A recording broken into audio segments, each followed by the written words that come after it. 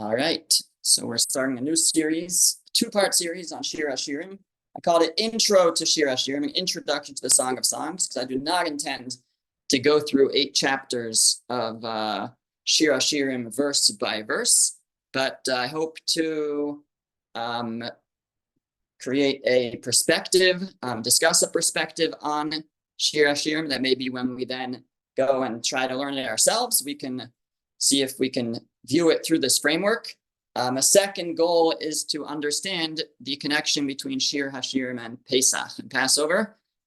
So that's the timing of this class. So just 2.5 weeks from now, we'll have Pesach, and on Shabbos Chol Hamoed, we will read from Shir Hashirim, and each Yom Tov has a Megillah. Each holiday has a Megillah that's read with it, and there is a connection between that Megillah and that holiday. So we'll have to discuss, and that will probably be more next week's class. We'll focus more on what the connection between Shir Hashirim and Pesach is. Okay, so the Mishnah in Meseches Yodayim. Yodayim is a tractate that deals with the laws of washing hands and the purity of the hands, and so it's a bit of an obscure place to find an important comment about Shir Hashirim, but that's where we find a very important comment by Rabbi Akiva. And the Mishnah there says that Rabbi Akiva says that everybody agrees that Shir Hashirim is a holy book, and therefore it would make the hands impure. That's something for that topic, that one would wash their hands after they touched a holy book. And then he says, an important line, he says, first of all, She'ein kol ha'olam kedai, kulo kedai kayom shitam bo Shir Hashirim liYisrael. The whole world was not as worthy as on the day on which the Songs of Songs was given to Israel. This was the day that it was given, so to speak. What do we mean by it was given? It was revealed by Shlomo HaMelech. Shlomo HaMelech, King Solomon, wrote Shir Hashirim with divine inspiration and with Ruach HaKodesh. And that day, there's no day in our history like that day. That's statement number 1 of Rabbi Akiva. And then he goes on, he says, because Shekol HaKesuvim Kodesh, all of the writings are holy, the Shir Hashirim Kodesh Kadashim. But Shir Hashirim is Kodesh Kadashim. It's the Holy of Holies. It's the holiest, so to speak. And this is a very important line in approaching Shir Hashirim, is what makes it Kodesh Kadashim. Why is Shir Hashirim so special, so unique, that compared to all other writings, they are just Kodesh, and Shir Hashirim is Kodesh Kadashim. Some versions of this tradition, of this midrash, here it's in a Mishnah, it also appears in midrashim, have it slightly differently. He didn't say all the writings are Kodesh, he said all the other songs are Kodesh, are holy, and Shir Hashirim, the Song of Songs, is Kodesh Kadashim, is Holy of Holies. Really in the name itself, it's, we have songs, but this is the Song of Songs, right? You can tell already from the name itself that there's something extra special about the Song of Songs. So that's what I want to try to focus on, is what makes Shir Hashirim so unique, so special. And we'll offer a number of perspectives, but really focus and try to bring out one specific perspective. So first of all, when we say that this song is the Song of Songs, what other songs are there that we might be comparing to Shir Hashirim? So there are many, but actually the Targum, the Aramaic translation on Shir Hashirim, right at the very beginning, he mentions 10 songs. He said there are 10 songs, just to name a few. So when Adam Harishon, when Adam is forgiven for his sin, he sings what we call Mizmor Shir Liyom HaShabbos. He has a song, the Song of Shabbos. Right before Shabbos is when he sang the song, and it talks about a little bit about forgiveness there. Then the Midrash says later, another time we sang a song was when famously at the Yam Suf, at the splitting of the sea, we sang the song Az Yashir, the Song of the Sea. We sang a song for the well that we had in the desert. We had a song of Devorah when the Jewish people were victorious over the Plishtim in battle. We had a song, King David sang a song, David HaMelech, besides for many Tehillim, but one that specifically a Shira is it's actually in Tehillim, but it's also in Malachim, actually in Shmuel Beis, where King David sings a Shira, kind of like celebrating his life, and so on. We have 10 Shirots. We have 10. She wrote 10 songs, but Shir Hashirim is the song of songs. The other ones we're saying are Kodesh. They are holy, but Shir Hashirim is Kodesh Kadashim. That's the holy of holies. And what do we mean by that? What makes Shir Hashirim so special? So the Torah Tamima offers two explanations to get us started. Number one, he says, if you read any other of the songs, so of course there's tremendous depth, and they're all said and written with Ruach HaKodesh, with divine inspiration. But the words themselves can be understood kipshutam, in their simple meaning. You can't understand all the other songs as they are said at face value. Shir Hashirim, though, if you read through it, it's like a love song. It's this conversation between two lovers. He says there's no simple explanation for it. You don't say, well, it's a love song, but it also has deeper meaning. It's a love song between two people and it also has deeper meaning. No, it's not a love song between two people. There's no simple reading of it. There's only the deeper meaning behind it. There's only the deeper understanding that it's a conversation between us and God, and a back and forth about the love between the Jewish people and God. So while it reads at face value as a conversation between a man and a woman who are in love, that it cannot be interpreted that way, and therefore it only has a deeper meaning, and that's what makes it Kodesh Kadash, and that's what makes it so holy, is that it's something that is like beyond what we see at face value. It's completely sewed. It's completely hidden. It's completely it entirely requires a deeper dive into it. That's his first suggestion for the uniqueness of Shir Hashirim. His second one he explains based on another midrash. The next midrash, also, if you have the source, you can follow along. If you don't, you can just listen on. The next source is Shir Hashirim Rabbah. The midrash says that Rabbi Yochanan said, in the name of Rabbi Acha, in the name of Rabbi Shimon bar Abba, we should say shirim, we should say song and praise to the one who will, in the future, is destined to rest his divine spirit upon us. And we should sing many songs. And then it goes on to say that what's so unique about Shir Hashirim. It says, in all the other songs, B'kol Hashirim, Ohu Mekalsing, Ohing Mekalsing Oso. All other songs, either we are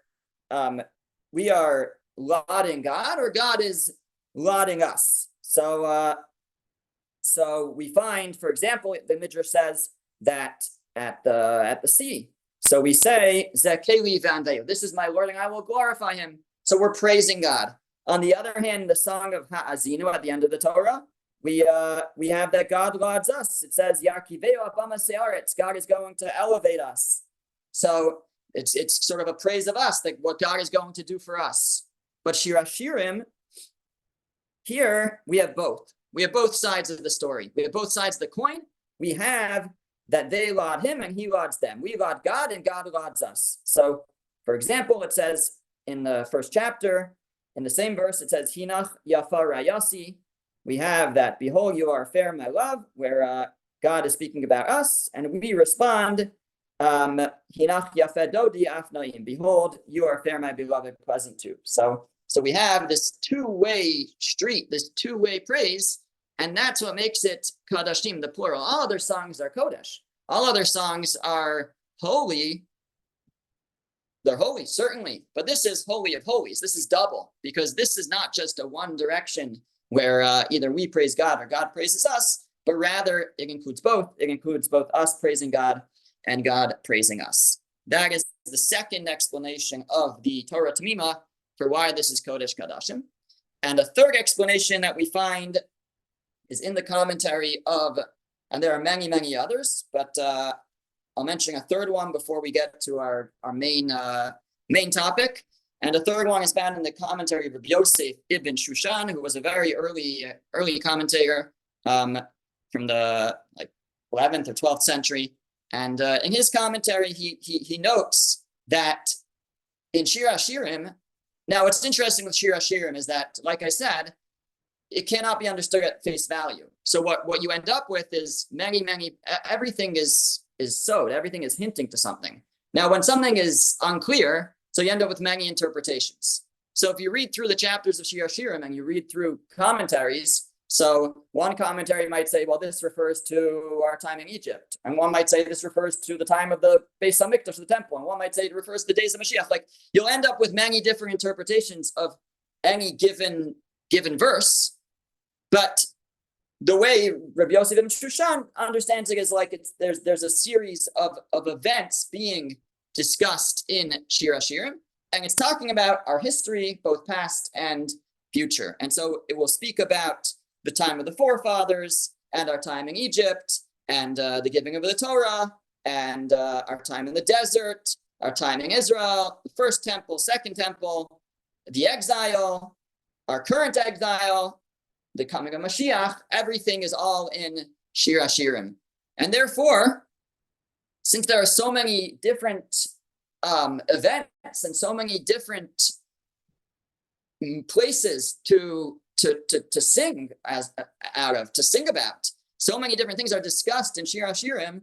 So it includes all the other songs. It mentions everything. It mentions all our history. So it's not just a song about one event. It's a Shir Hashirim. It's a song of songs because there are so many things in there. And that's also why it is, and that is also perhaps why it's Kodesh Kadashim. It's Holy of Holies. It includes everything. It's not just one single event, but inclusive of all of our history. So those are three ideas for why it's the Song of Songs, why it's Kodesh Kadashim, why it's so holy. Number one, Torah Tmima, because it cannot be understood at face value. It's something that can only be understood on a deeper level. That's what makes it Kodesh Kadashim, Holy of Holies. It's so holy. It can't be understood on its face. Number two, it's Kodesh Kadashim because it's a two-way praise, a two-way relationship. All the other songs are one way. It's either us praising God or God praising us. This is two ways, us praising God and God praising us, both in one song, and therefore it makes it extra holy. Others are Kodesh. This is double Kodesh. This is double holy Kodesh Kadashim.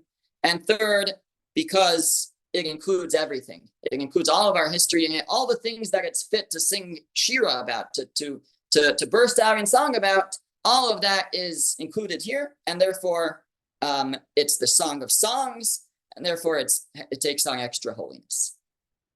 Okay.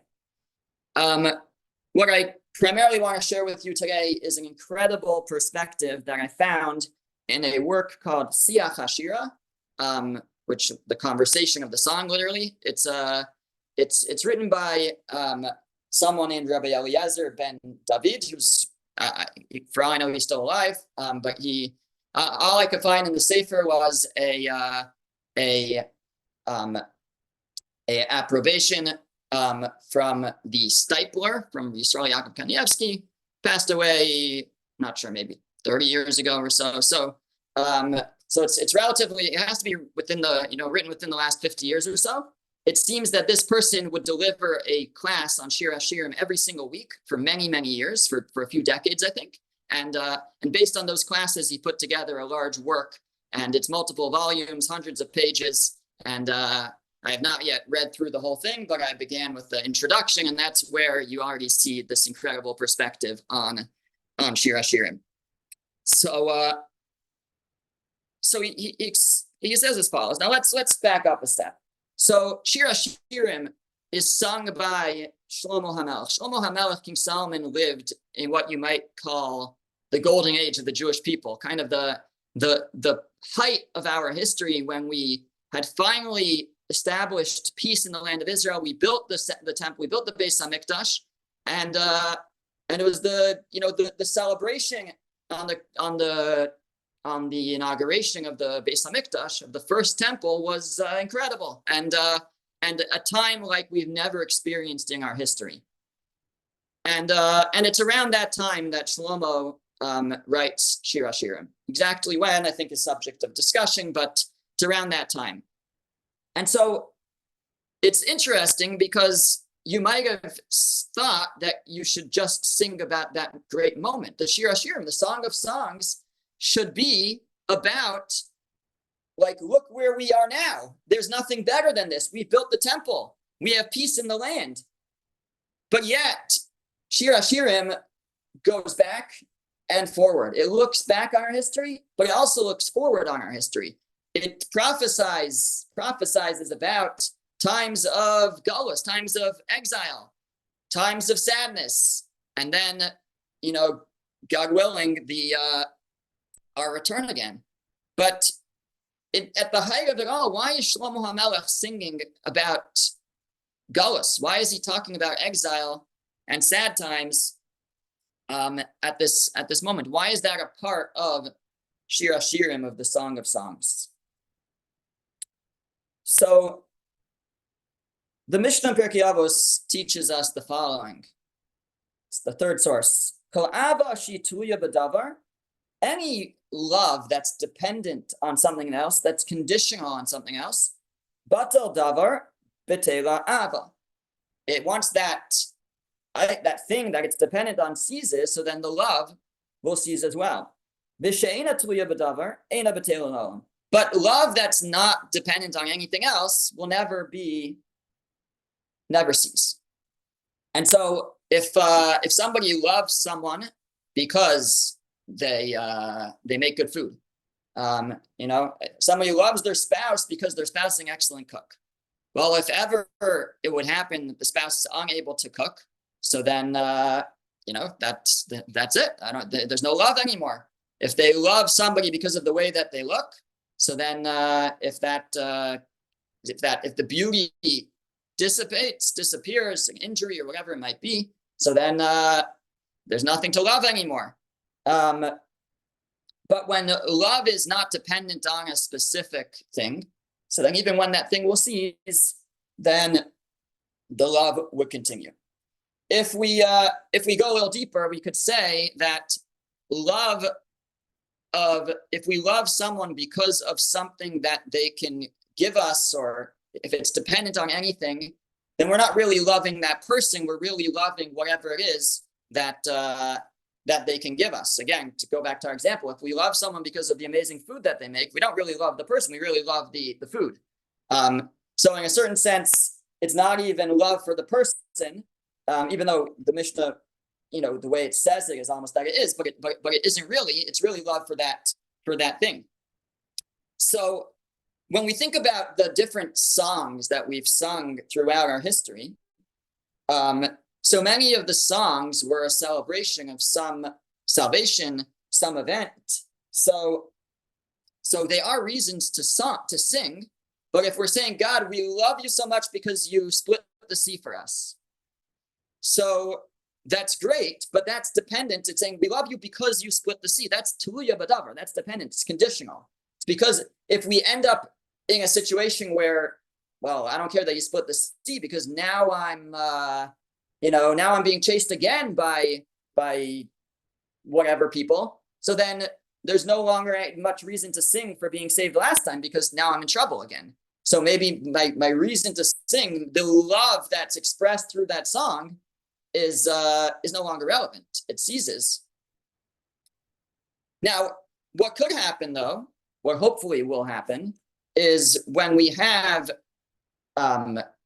events like salvations or something provided for us by people, by God, is that it's true, maybe at the beginning, our love, our song is a result of something else, is because of something else.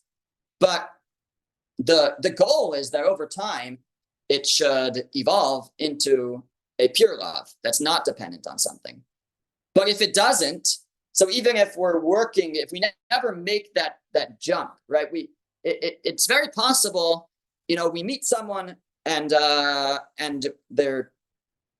whatever it might be, that we're taken by their personality or whatever it is, and there's something about them that we love, we're attracted, and then maybe the love grows beyond just that, but until it has to take a jump where it's no longer because of that. It's no longer because of what attracted us originally. Because if it's just because of that, again, if that thing goes away, so then it devolves again. And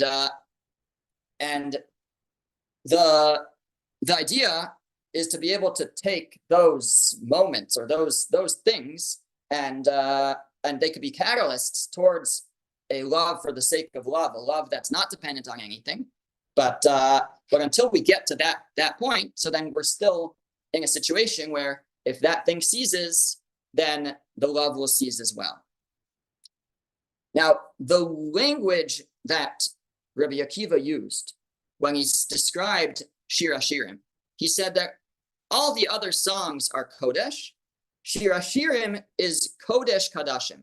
Now, those words mean that all the other songs are Kodesh or holy, but Shir Hashirim is holy of holies.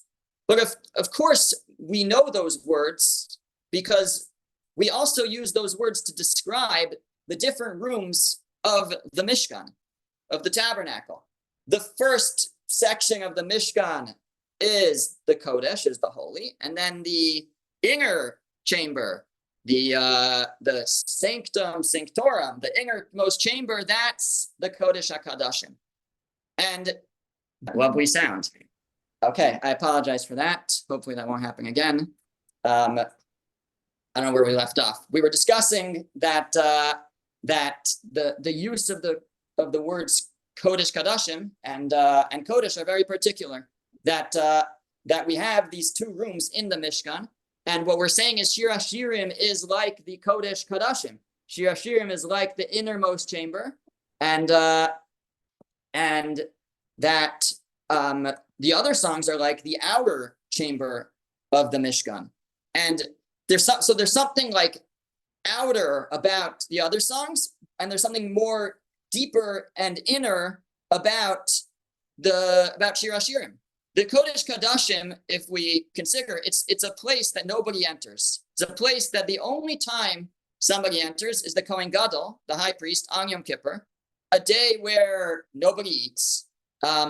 There's no the Kohen Gadol wears white when he goes into it. He wears his very plain clothes. It's almost like we can only go into the Kodesh Kadashim when we completely detach ourselves from this world, from the material world. And that's Yom Kippur. It's a day where we are detached from the material world.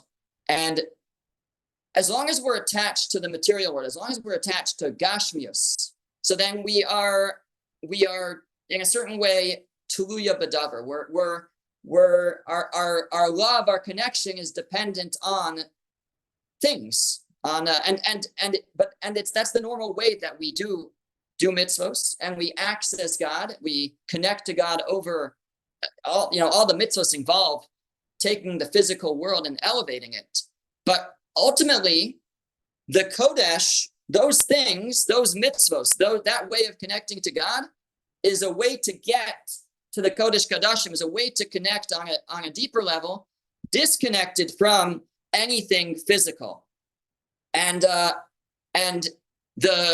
type of connection, that type of bond is symbolized by the Kruvim, by the two cherubs in the Kodesh Kadashim, where it's just that represents in the Kodesh Kadashim, the Holy of Holies, is just us and God embracing. And that's where Shir Hashirim is supposed to take us. Shir Hashirim is supposed to take us to a place where we're in the Kodesh Kadashim. We're connecting to God only without it being dependent on anything physical. Only on it's a purely it's loving God just for the sake of loving God and not connecting through anything else. And that type of connection really is the connection of the neshama, of the soul. Our soul just yearns to be close to God, and and it just wants ruchnius. It just wants the spiritual. It has no interest in the physical world. Our body is interested in the physical world. We take our soul guides our body and instructs it, hopefully, to take the physical and elevate it. But and that's again how we grow spiritually, how we get to a place of that deeper connection of just the soul. But ultimately what we yearn for is that close connection that our neshama yearns for, of just connecting directly to God, with no need for anything, any mechanisms to get us there. And so we elevate our body. We engage in mitzvos. We connect through the physical, but in a certain way, we're dependent. Then we're dependent on the physical for connecting through them, and eventually we're hoping that we build ourselves up to the point where we are in the Kodesh Kadashim, where we have this sense of connection to God, that this love that's not dependent on anything else. And so we have an idea that actually, if you look on the sources, so the next source says, Amar Rav Yudah Marab, the Gemara in Sanhedrin, Le'olam yasok adam b'torah v'mitzvah, afilu shelo lishma, shemitoch shelo lishma bal lishma. A famous idea that we engage in Torah and mitzvahs, even shelo lishma, even not for the sake of God, and hopefully, as a result of that, we can end up doing the mitzvahs lishma, purely for the sake of God.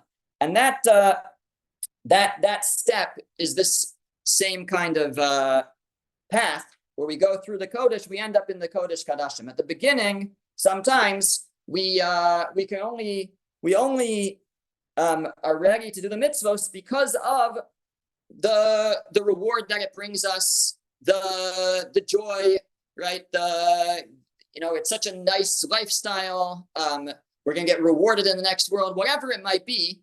But that's a shalol lishma. It's not doing it for the sake of God. It's doing it for the sake of reward. In a certain way, that means I'm acting out of love for God, but tuluya b'davar, it's dependent on something. It's because of what I'm going to get as a result. The ultimate level of serving God is lishma. It's just for the sake of God. I'm doing it just because I want to do what God wills. And that's the purest expression of love of God. And that's this Kodesh Kadashim, where we're doing things just with not for any material gain, not even for any spiritual gain, not for a spiritual reward, just because we want to be close to God.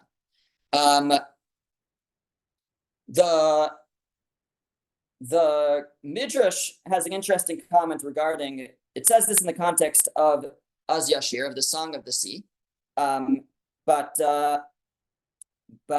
it's relevant really for many of the other songs as well. So it says as follows: the bottom of page 1, Kol Hashiros Shenemru Ba'olam L'Sham Nekevos. All the songs that were sung in the world are in the feminine form, so they're called Shira.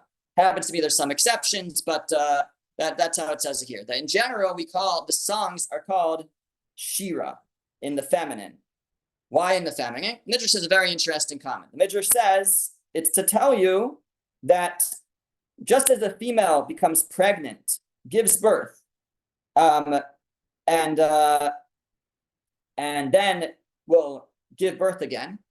So there's sort of this cycle that a woman can go through, and there's pain and there's joy and all of that. So too, with all the troubles that befall them, and then we're saved, we sing Shira, but then they come back again. So they recite songs in the feminine form because we understand that these songs are for salvation, but there's more suffering that may still be to come. It's an acknowledgement that this is not the end all. But in the future, the Midrash says, there will be no more troubles. As it is stated, for the earlier troubles will have been forgotten. They will attain gladness and joy. And at that moment, they will recite song in the masculine form, as I stated, sing to the Lord a new song, a Shir Chadash, as opposed to a Shir Chadash in the masculine. Because after that, there's not going to be any more suffering. That's why we will switch the tone of the song. But the songs that we do sing, all the shirs, all those songs that the shiras, I guess, that we sing. So what we're pointing out is that, and what this midrash really highlights, is that they are a celebration of some kind of event or salvation, but they're not necessarily lasting. They're dependent on that, and therefore they're not the truest expression of love, because they're dependent on something. And if that situation is to change again, so then if we're to be thrown back into the fire, so to speak, so then the shira falls away. But Shir Hashirim is the song of songs. It's Kodesh Kadashim. It's the innermost chamber. It's the innermost chamber. It's a place where we leave the physical behind, and it's not just about being saved.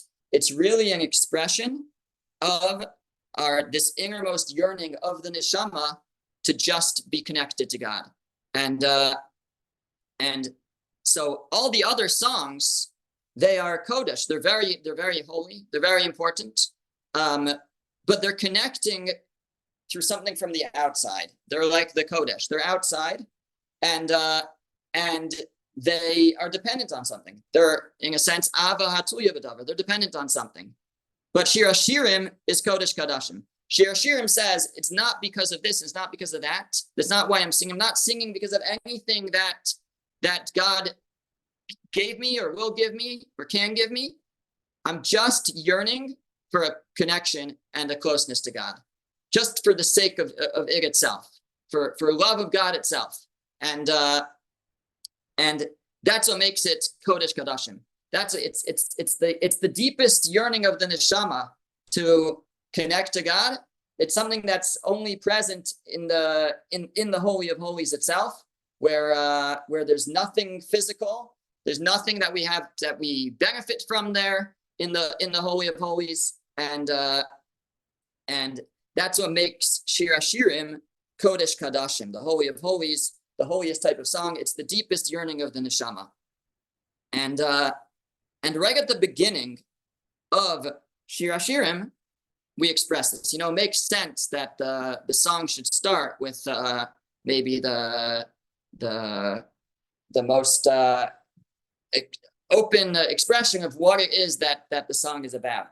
So the very beginning of the song begins, Shir Hashirim Asher Shlomo. This is the Song of Songs of Shlomo.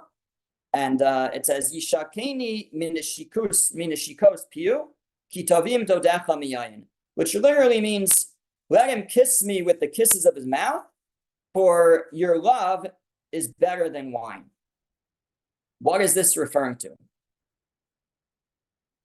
So the Vilna Gaon, in his commentary, explains that where did we have this is the Jewish people speaking to God and saying, God, kiss us with the kisses of your mouth, for your love is better than wine. Where did we have that we, so to speak, God kissed us with the kiss of his mouth, and or kisses of his mouth? And we maybe to ask the question this way: when was our greatest experience of closeness to God as a people? And the answer is at Har Sinai, at Mount Sinai, when God gave us the first two commandments, and we heard those two commandments directly from God. We heard the first two commandments directly from God. Those are the neshikos referred to in this verse. Those are the kisses, and we again ask God to bring us back to that moment where we were as close as one can possibly be to God. And And the way the Vilna Gaon says it is that we're asking that God should do the same for all the other commandments. Just as he gave us those first two commandments of the 10 commandments, I am the Lord your God, and you shall not have any other gods. So Anochi and Lo Yeh, so too we ask God, you should give us all the other mitzvos in the same manner. But why didn't God give us all the mitzvos in the same manner? Why did God only give us the first two mitzvos directly and the other ones not? And the answer is because we asked him not to. We told him not to, right? If you go back to Parshas Yisro, so it says, Vayomru al Moshe, they said to Moshe, Daber ata imanu v'nishma'a. You should speak to us and we should listen. Vayidaber imanu elokim pen namus.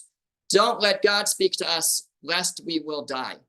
We were afraid that we would die. And therefore we said that Moshe should give us the commandments and not God. Now, of course, that was a tremendous mistake on our part.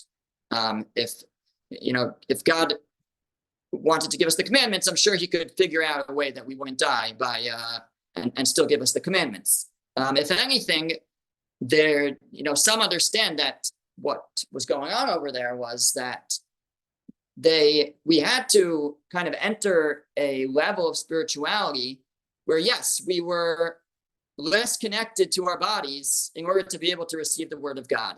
And the fear that we had was this fear of separation from the physical. Because yes, to be able to have a direct connection, to be able to engage in such a way with God, it requires us to step away from the physical a little bit. And what this work, the Siyach Hashira, suggests is that really in our lives, we all struggle with this, where we want to grow spiritually, we want to increase our connection, but we're afraid, pen namus, lest the physical become dead to us, lest we disconnect from the material world, from the physical world, which is really what we need to do to be able to get close, to have that relationship that's purely out of love, that's not dependent on anything. But we're afraid, pen namus, and lest we'll die, meaning lest we become less physical, lest the physical world become dead to us, and we have this fear. And what Shir Hashirim expresses is hopefully, our will to overcome that fear, our will to go beyond and to disconnect. We say, let's go back to that time. Yes, last time around when he spoke to us, we said we don't want this. Pen namus. We're afraid we're going to die. But now we say no. We start off Shir Hashirim Nishakenim Nishikos Piyah. We want to get right back into the Kodesh HaKadoshim, into the Holy of Holies, that closeness that we experienced at Mount Sinai. That's where we want to get back to. And it's not dependent on anything. It's not dependent on what this reward or that reward.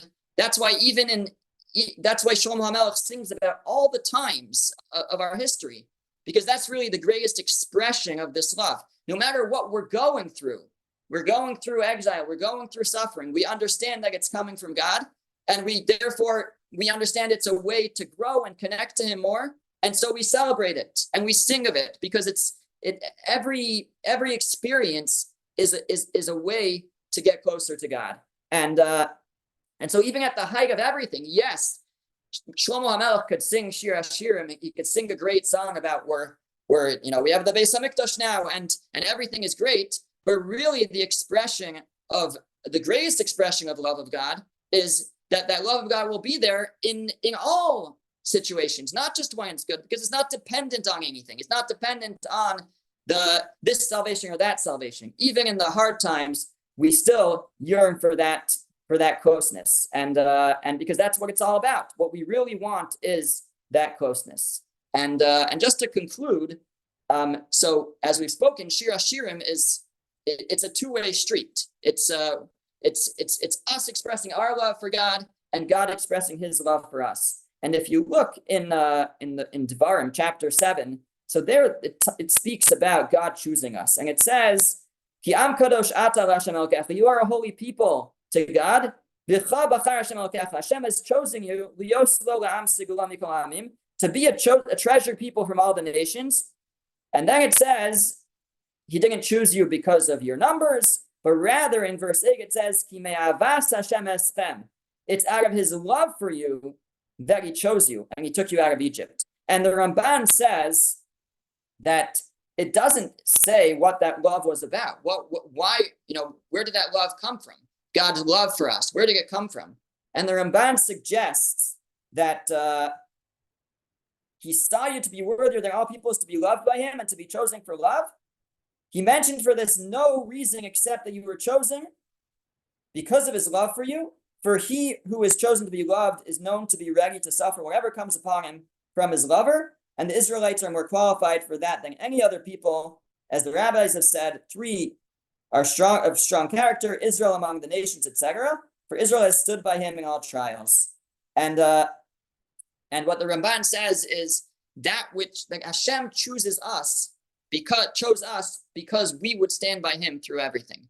That no matter what we have that midah, that azus, that trait of brazenness, to be able to stand up through all types of experience as we had throughout our history, and to still want to, always want to come back, always want to reconnect and come close to God, because we are a people who, and that comes from, we have to be able to have a love that's not dependent on anything, because we're a people that can have such a love. So that's why God loves us back, because he knows we will never give up on him. That's why God chooses the Jewish people. That's what the Ramban seems to be saying. And so Shir Hashirim is an expression of this love that's not dependent on anything. It's a love that we have through the ups and downs, through all situations, and as opposed to all the other shirim, all the other songs which were dependent on some kind of salvation, this is Shir Hashirim. This is the Song of Songs. It's Kodesh Kadashim. It's the Holy of Holies, because it brings us to that place. It expresses just that yearning for that closeness of the Kodesh HaKadashim, the embrace of the Kruvim, of the cherubs and the Kodesh HaKadashim, that experience that we had at Mount Sinai, where God spoke to us directly, and it's an expression of a yearning to return to such a time. Okay. Thank you, Rabbi Yashkar.